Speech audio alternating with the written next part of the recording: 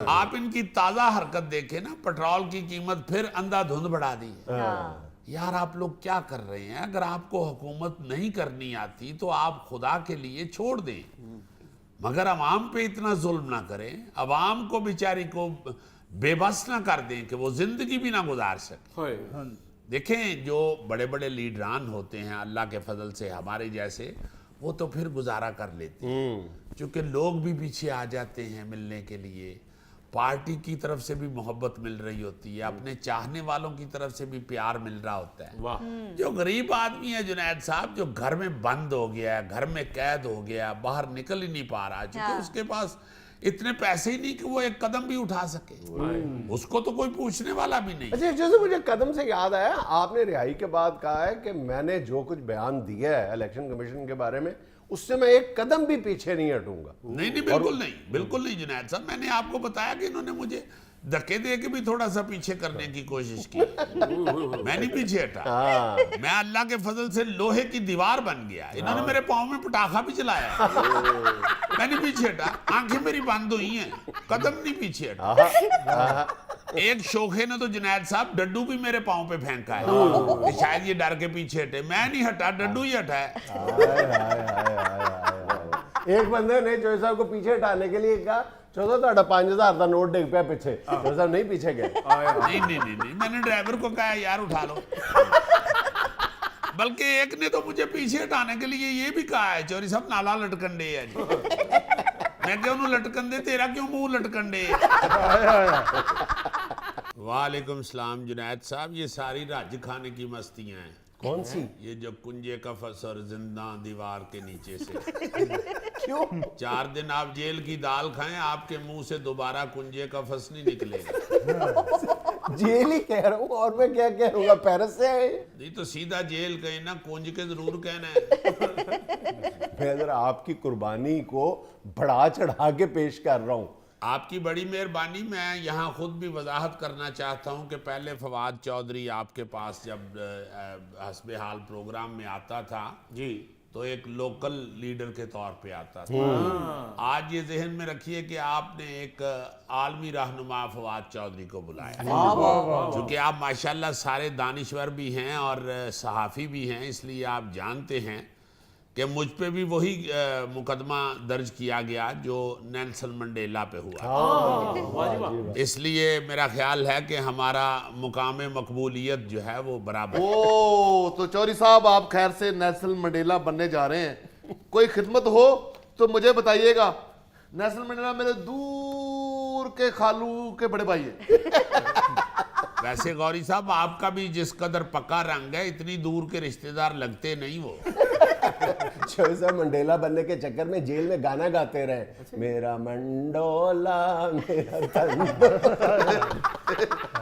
जुनैद साहब सारे गाने शाने मौसीकी हर चीज भूल जाती है। आपको अंदाजा नहीं है, आप स्टूडेंट लाइफ में एक दिन सिर्फ हवालात में रहे हुए हैं। असली जेल में आप अल्लाह ना करे कभी आधा घंटा भी जाएं।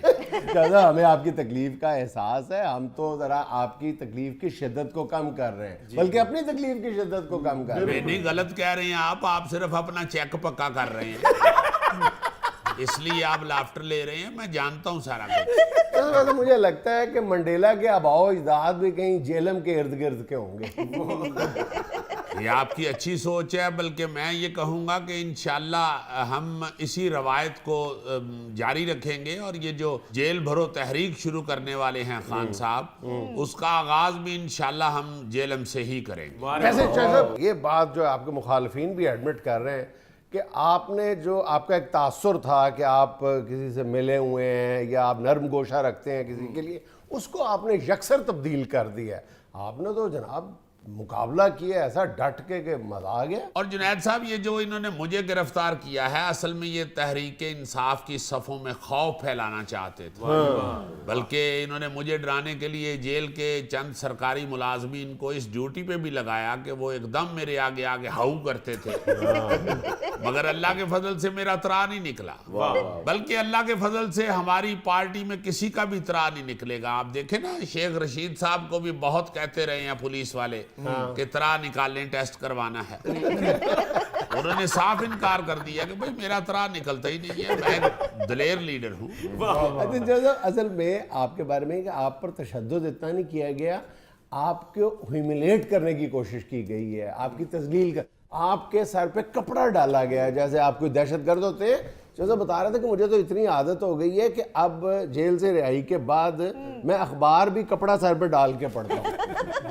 शर्म करें जुनैद साहब, आप सहाफियों को मेरे खिलाफ कर रहे हैं।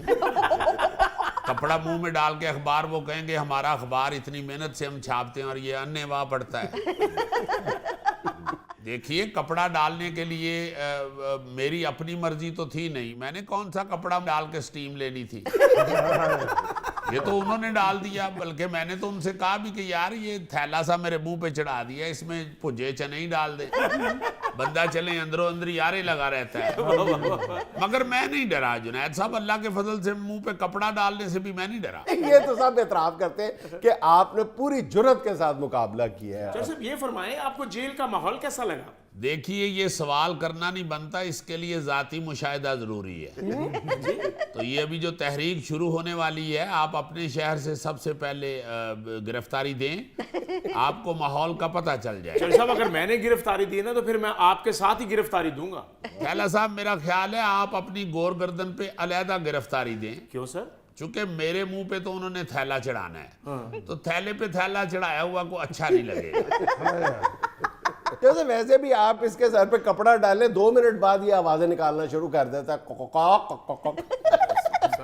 जुनैद साहब, मेरा ख्याल है इस तरह के मदरे कुकड़ को गोल्डन बफ या ब्लैक बफ कहते हैं। और जुनैद साहब, मैं यहाँ पे ये भी बताता चलूँ कि जितना जुल्म ये कर रहे हैं, इंशाल्लाह हम डरेंगे नहीं, घबराएंगे नहीं, पीछे नहीं हटेंगे। ये याद रखें, फवाद चौधरी वो गाड़ी है जिसका बैक गियर फ्री हो चुका है, इसके सिर्फ आगे वाले गियर ही काम करते हैं। इसलिए ये राना सनाउल्लाह साहब जो है ना, ये इसमें कोई डाउट नहीं है कि ये राना सनाउल्लाह और भारतीय वजीर दाखिला में कोई फ़र्क नहीं रहा हुआ। हाँ, थोड़ा बहुत मूंछों में फ़र्क हो सकता है, या मेरा ख्याल है डाई में फ़र्क हो सकता है। ये जेट ब्लैक लगाते हैं, वो डार्क ब्राउन लगाते होंगे। इसके अलावा कोई फ़र्क नज़र नहीं आता, बल्कि आप मुझे 10 फ़र्क निकाल दें, मैं आपका नाम इनाम याफ्ता लोगों की लिस्ट में डाल दूंगा। लेकिन जैसे आप भी अल्फाज के चुनाव में थोड़ी एहतियात बरता करें ना। देखें जी, हम करें बात दलीलों से तो रद्द होती है, हम करें बात दलीलों से तो रद्द होती है, उनके होंठों की खामोशी भी सनद होती है।